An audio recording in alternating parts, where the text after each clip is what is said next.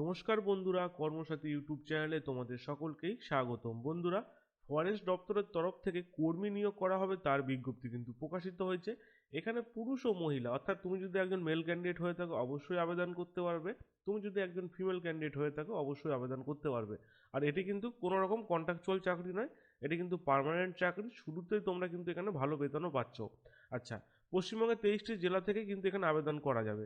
তো আজকের ভিডিওতে আমি সমস্ত ইনফরমেশন স্টেপ বাই স্টেপ তোমাদের আমি বলবো এবং দেখিয়েও দেবো। তার আগে বলি বন্ধুরা, তোমরা যারা আমাদের এই ইউটিউব চ্যানেলকে এখনও লাইক ও সাবস্ক্রাইব করোনি, অবশ্যই তোমরা লাইক ও সাবস্ক্রাইব করতে ভুলো না। তোমাদের একটি লাইক ও সাবস্ক্রাইবে খুবই মোটিভেটেড করে নতুন নতুন ভিডিও এই চ্যানেলে আপলোড করার জন্য। তো চলো স্টেপ বাই স্টেপ দেখে নাও আজকের এই ভিডিওতে কীভাবে তোমরা এই দপ্তরে আবেদন করবে। আচ্ছা, আমি সেই অফিসিয়াল নোটিফিকেশন ওপেন করে ফেলেছি, তোমরা অন স্ক্রিন দেখতে পাচ্ছ।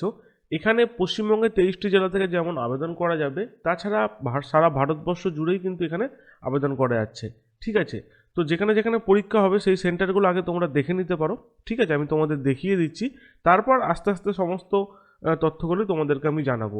দেখো, এখানে সারা ভারতবর্ষ জুড়ে যেহেতু রিক্রুটমেন্ট হচ্ছে, সেক্ষেত্রে কিন্তু বিভিন্ন রকম যে এক্সাম সেন্টারগুলো, তার জন্য যে শহরগুলি আছে সেই শহরগুলির নাম কিন্তু এখানে উল্লেখ করে, যেমন আগ্রা আছে, আহমেদাবাদ আছে, আজমির আছে, ঠিক তেমনি আছে ওড়িশার ভুবনেশ্বরের কটক আছে। সেরকমই আমাদের এখানে কিন্তু বন্ধুরা দেখো কলকাতাও আছে 43 নম্বরে। ঠিক আছে, অর্থাৎ কলকাতাতেও কিন্তু তোমাদের এক্সাম সেন্টারটা পড়ে যাবে, সেটা তোমাদেরকে আমি জানিয়ে দিলাম। ঠিক আছে, আর পোস্টিং কিন্তু তুমি যেখান থেকে আবেদন করছো সেখানেই কিন্তু পোস্টিং হবে, অর্থাৎ তুমি যে রাজ্যে আবেদন করছো। ঠিক আছে, তুমি যদি ওড়িশার কটক থেকে আবেদন করো তাহলে তোমার ওই রাজ্যেই তোমার যেমন কাজ করার স্থান হচ্ছে, ঠিক সেরকমই আমাদের পশ্চিমবঙ্গের কলকাতার মধ্যে তুমি যদি আবেদন করো তাহলে কলকাতায় যেমন তোমাদের পরীক্ষার সেন্টার পড়ছে, সেরকমই কলকাতাতেই কিন্তু তোমাদের কাজের স্থান হচ্ছে, অর্থাৎ জব লোকেশন হচ্ছে। তাহলে বোঝা গেল। এছাড়া বিভিন্ন জায়গা থেকেও তোমরা কিন্তু আবেদন করতে পারো, সেই অপশানটা তোমাদের কাছে অ্যাভেলেবেল থাকছে। অন্য স্টেট থেকেও তুমি কিন্তু আবেদন করতে পারবে। ঠিক আছে, তারপর দেখো এখানে মেন এক্সাম হবে, অর্থাৎ এখানে অনেক রকমের এক্সাম আছে। প্রথম এক্সামটা যেমন তোমরা এখানে জানতে পেরে গেলে কোথায় হচ্ছে, এবং তারপরে যে মেন এক্সাম, সেই মেন এক্সামেও কিন্তু তোমাদের এখানে কলকাতাতেও কিন্তু তোমাদের এক্সাম সেন্টার পড়ে যাবে, সেটা কিন্তু এখানে উল্লেখ করে দিয়েছে। ঠিক আছে, এখানে এখানে কিন্তু অনেকগুলি সেন্টারের নামই উল্লেখ করেছে। বোঝা গেল? আচ্ছা, এবার দেখো বন্ধুরা, ফার্স্ট অ্যাপ্লাই ফার্স্ট অ্যালট, অর্থাৎ এখানে ধরো মনে করো তুমি যদি আগে আবেদন করো তাহলে কিন্তু তোমার অ্যালটমেন্টটা কিন্তু সেই সেন্টারই হবে। অর্থাৎ তুমি যে আমাদের এই পশ্চিমবঙ্গের মধ্যে তুমি আবেদন করলে, ঠিক আছে, সিট যদি ক্যাপাসিটি 1 থেকে 100 হয় এবং তুমি যদি দেরি করে আবেদন করো 101 হয়ে গেলে, তখন কিন্তু তোমাদের অন্য রাজ্যে কিন্তু তোমাদের এক্সাম সেন্টারগুলি পড়বে, অ্যালটমেন্ট হবে। সেক্ষেত্রে ফার্স্ট অ্যাপ্লাই ফার্স্ট অ্যালট, তুমি যত তাড়াতাড়ি এই নোটিফিকেশান দেখবে, দেখে বোঝার পরে ডিসিশান নিয়ে অবশ্যই আবেদন করে নিতে পারো। ঠিক আছে, সেটা কিন্তু এখানে উল্লেখ করে দিয়েছে, ফার্স্ট অ্যাপ্লাই ফার্স্ট অ্যালট। বোঝা গেল? আচ্ছা, এবার দেখো বন্ধুরা, প্ল্যান অফ এক্সামিনেশান। এখানে নিয়োগ প্রক্রিয়াটা কীরকমভাবে হবে বন্ধুরা? এখানে নিয়োগ প্রক্রিয়া হবে 3টি ধাপের মাধ্যমে। ঠিক আছে, সর্বপ্রথম তোমাদের প্রিলি এক্সাম হবে। ঠিক আছে, তারপর দেখো মেন এক্সাম হবে, সেটা এখানে উল্লেখ করেছে, যেমন প্রিলি এখানে এক্সাম হচ্ছে, তারপরে কোয়ালিফাইড হলে মেন হবে, দেন তোমাদের কিন্তু এখানে ইন্টারভিউ হয়ে যাবে। ঠিক আছে, 3টি ধাপের মাধ্যমে তোমাদের কিন্তু এই ফরেস্ট সার্ভিসে রিক্রুট করা হচ্ছে। আশা করি বুঝতে পারলে। ঠিক আছে, এছাড়া SC ST OBC EWS PWD প্রার্থী, সমস্ত প্রার্থীরাই কিন্তু এখানে আবেদন করতে পারবে, এবং তাদের কিন্তু আলাদা আলাদা স্টেপে কিন্তু তাদের আবেদন করতে হবে। ঠিক আছে, অর্থাৎ জেনারেলদের ক্ষেত্রে আলাদাভাবে আবেদন করতে হবে, এবং আদার্স যে প্রার্থীরা আছে তাদের ক্ষেত্রেও কিন্তু আলাদাভাবে তোমাদের এখানে স্টেপ আছে, সেই স্টেপ অনুযায়ী তোমাদের আবেদন সম্পূর্ণ করতে হবে। আশা করি বোঝাতে পারলাম। এবার দেখো বন্ধুরা, এখানে যেহেতু আমি তোমাদের বললাম আলাদা আলাদা প্রার্থীদের ক্ষেত্রে আলাদা আলাদাভাবে আবেদন করতে হবে, তো আলাদা আলাদা ভ্যাকেন্সিও কিন্তু এখানে রয়েছে। এখানে টোটাল পিডাব্লিউডি প্রার্থীদের ক্ষেত্রে যেমন 9টা শূন্য পদ আছে, টোটাল মোট এখানে 150টি শূন্য পদ আছে। ঠিক আছে, এই 150টি শূন্য পদের মধ্যে আলাদা আলাদাভাবে ডিভাইড করে দেওয়া আছে ক্যাটাগরি ওয়াইজ, কোন পদে কতজনকে নিয়োগ করা হচ্ছে। তো সেক্ষেত্রে পিডাব্লিউডি প্রার্থীদের ক্ষেত্রে এখানে কিন্তু টোটাল 9টা শূন্য পদ আছে। এই 9টা শূন্য পদের মধ্যে তোমরা কিন্তু এখানে আবেদন করতে পারো। ঠিক আছে, অনলি ফর কিন্তু পিডাব্লিউডি প্রার্থীদের ক্ষেত্রে আমি বলছি, এটা যেন মাথায় থাকে। ওকে, আর মোট শূন্যপদ এখানে 150টা দেখো উল্লেখ করা আছে। ঠিক আছে, আচ্ছা, এবার দেখে নাও এখানে এলিজিবিলিটি অফ কন্ডিশন, অর্থাৎ এখানে যে যারা আবেদন করবে তার জন্য কি কি কন্ডিশন দরকার আছে আবেদন করার জন্য, সেটা কিন্তু এখানে উল্লেখ করে দিয়েছে। তারপর দেখো এখানে অনেকগুলি পয়েন্ট বলে দিয়েছে।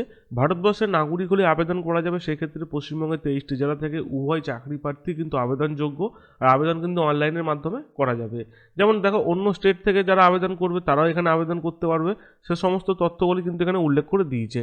ঠিক আছে, এবার দেখো বন্ধুরা এখানে বয়স সীমা, আবেদন করার জন্য বয়স সীমা কী থাকতে হবে।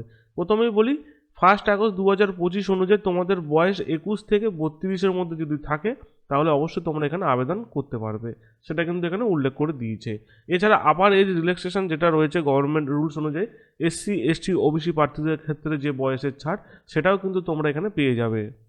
ঠিক যেমন তোমাদের এখানে যেমন 21 থেকে 37 বছর অ্যাজ এ ইউআর অর্থাৎ জেনারেল প্রার্থীদের ক্ষেত্রে বলেছে, সেরকমই ওবিসি প্রার্থীদের ক্ষেত্রে 21 থেকে 35 বছর, এছাড়া SC ST প্রার্থীদের ক্ষেত্রে 21 থেকে 37 বছর, এছাড়া PWD প্রার্থীদের ক্ষেত্রেও যে বয়সের ছাড় সেটাও কিন্তু তোমরা এখানে পেয়ে যাচ্ছ। ঠিক আছে, এখানে অনেকগুলি ডিটেলসই বলে দিয়েছে, তার মধ্যে একটি গুরুত্বপূর্ণ ডিটেলস আমি তোমাদের জানাচ্ছি, যেটা হচ্ছে যে দেখো তোমরা যখন অনলাইনে আবেদন করবে, অনলাইনে আবেদন করার পর যদি কোনো রকম ভুলভ্রান্তি হয়ে থাকে তাহলে তোমরা কি করো, এডিট উইন্ডোতে গিয়ে সেটা এডিট করে দাও। কিন্তু এখানে অনেকগুলি অপশান আছে যেটা তোমরা এডিট করতে পারবে না, সেক্ষেত্রে যখন অনলাইনে আবেদন করবে খুবই কেয়ারফুলি তোমরা কিন্তু অনলাইনে মাধ্যমে আবেদন সম্পূর্ণ করবে। ঠিক আছে, এবার দেখো এখানে মিনিমাম কোয়ালিফিকেশান কী যোগ্যতা তোমরা এখানে আবেদন করতে পারো, যেটা মিনিমাম বলেছে ব্যাচেলার ডিগ্রি দরকার। যে কোনো বিষয় নিয়ে তোমরা যদি ব্যাচেলার ডিগ্রি কমপ্লিট করা থাকে অবশ্যই তোমরা এখানে আবেদন করতে পারবে। যেমন দেখো এখানে অ্যানিমেল হাজবেন্ডারি, ভেটেরিনারি সায়েন্স বা botany, chemistry, geology, mathematics, physics, static and geology. ঠিক আছে, বা তোমাদের এখানে যদি ফরেস্টের উপরে কোনো যদি ডিগ্রি কমপ্লিট করা থাকে তাহলেও তোমরা এখানে আবেদন করতে পারবে, বা এগ্রিকালচারের উপরে ডিগ্রি কমপ্লিট করা থাকলে তাহলেও তোমরা এখানে আবেদন করতে পারবে। সুতরাং এখানে কিন্তু তোমাদের ব্যাচেলার ডিগ্রি সম্পূর্ণ লাগছে। এই সমস্ত সাবজেক্টগুলির ওপরে যে কোনো একটি বিষয় নিয়ে তোমরা যদি গ্র্যাজুয়েশন কমপ্লিট করে থাকো, ব্যাচেলার ডিগ্রি কমপ্লিট করে থাকো, অবশ্যই তোমরা আবেদন করতে পারবে। ঠিক আছে, আচ্ছা এবার দেখো বন্ধুরা মেডিকেল অ্যান্ড ফিজিক্যাল স্ট্যান্ডার্ড, যেহেতু তোমরা এখানে ফরেস্ট দপ্তর আবেদন করছো অ্যাজ এ ফরেস্ট সার্ভিস, সেক্ষেত্রে তোমাদের কিন্তু এখানে মেডিকেল ফিটনেস সার্টিফিকেট তো অবশ্যই তোমাদের অ্যাজ এ ম্যান্ডেটারি সেটা কিন্তু এখানে দিতে হবে। ঠিক আছে, এবার দেখো এখানে অ্যাপ্লিকেশান ফি অর্থাৎ আবেদন করার জন্য তোমাদের এখানে কিন্তু আবেদন মূল্য দিতে হবে। ঠিক আছে, তো সবাইকে আবেদন মূল্য দিতে হবে এরকমটি নয়, কিছু প্রার্থীদের ক্ষেত্রে আবেদন মূল্য দিতে হবে এবং অনেক জায়গায় ছাড়ও রয়েছে, সেটাও এখানে উল্লেখ করেছে, এটা একটু ভালো করে দেখে নাও।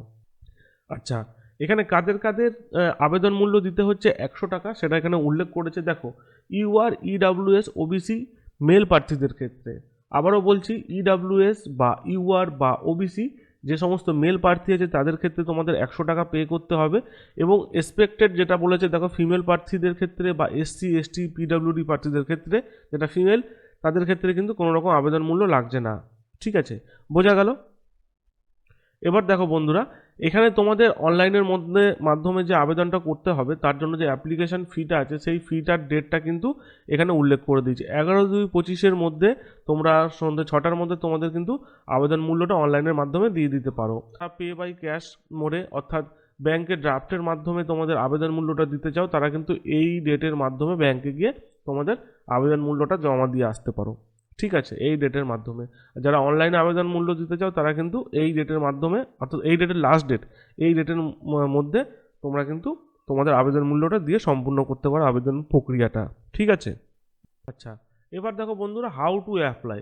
তোমাদের এখানে আমি শুরুতেই তোমাদেরকে বলছি অনলাইনের মাধ্যমে এই ওয়েবসাইটের মাধ্যমে তোমাদের আবেদন প্রক্রিয়া সম্পূর্ণ করতে হবে।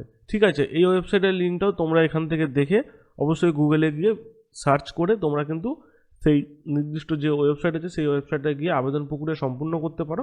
ঠিক আছে, আচ্ছা এখানে দেখো বন্ধুরা লাস্ট ডেট ফর সাবমিশন, অনলাইনে আবেদন করার লাস্ট ডেট হচ্ছে 11ই ফেব্রুয়ারি।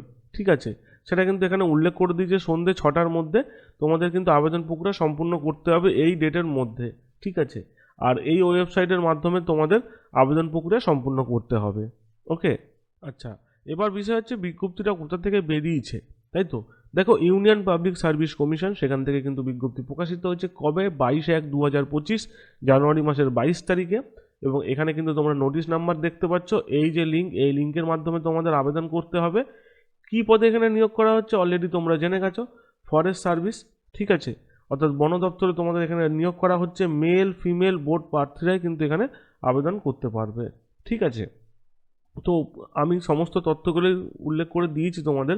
কোনো রকম যদি বুঝতে অসুবিধা হয় অবশ্যই এই নোটিফিকেশানের নিচে হেল্পলাইন নাম্বার আছে, হেল্পলাইন নাম্বারে তোমরা কল করে নির্দিষ্ট দপ্তরের কথা বলে তোমরা জেনে নিতে পারো তোমাদের কী রকম কোয়ারি আছে। এছাড়া কমেন্ট করলে অবশ্যই আমি তোমাদের কমেন্টের অ্যান্সার দিয়ে থাকি। তবে হ্যাঁ, কখনো কখনো তোমাদের কমেন্টের অ্যান্সার দিতে আমার দেরি হয়ে থাকে, এর জন্য আমি দুঃখিত, বাট আমি কিন্তু কমেন্টের অ্যান্সার দিই। ঠিক আছে, তো বন্ধুরা এই ছিল আজকের ভিডিওটি যদি ভালো লাগে অবশ্যই লাইক শেয়ার কমেন্ট করবে আর সাবস্ক্রাইব করতে কিন্তু ভুলবে না।